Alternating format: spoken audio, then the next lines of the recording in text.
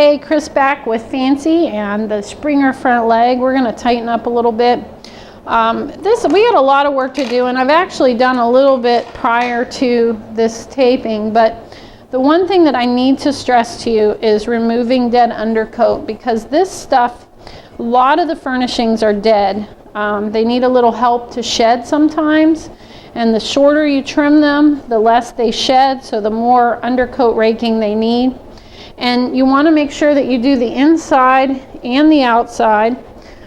Come at it different angles, different directions, but the goal is to remove as much of it as you can until the hair is laying straight down parallel to the body. Okay, see how nice that's laying? You don't have big bulges of hair sticking out at the elbow, and that's key, and a lot of that's always dead undercoat. Now, the next thing you got to worry about is the hock.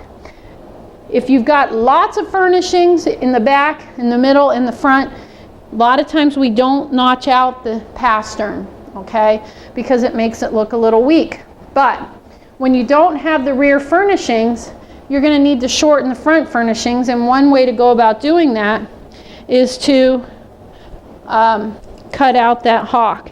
What I'll do is stay just below the pad here, then take my hand, pull all that down, and just take my scissors and clean all that up.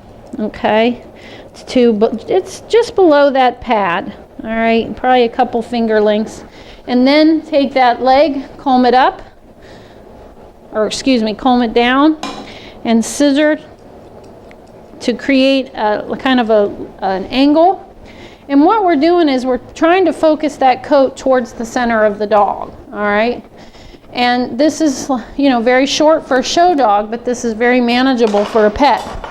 Then all I'm going to do from here is just try and blend so that it looks natural. And one of the problem areas is this blending of the legs right here. And you can take your 45 tooth blenders and just blend right down the side of the leg. All right, that's one style of 45 tooth. This is the more fine. The finer tooth you go, closer to the skin, the more natural the finish is going to be. All right, you don't want to do a lot of bulk thinning here, because I'll tell you, it'll come back to haunt you. It's going to make that coat plusher and thicker. But see how nice that hangs them from above? I've got a little bit of coat here that I need to remove, and I want to do a little more blending from behind. Okay, get that blended in and looking more natural. But other than that, that leg looks pretty good. So again, our focus is we want nice straight parallel lines, and we want this angle to direct your eye to the center. Whatever you do in the front needs to match the back. So if you don't have a lot of furnishings in the back, don't go crazy and leave a lot in the front. Thanks.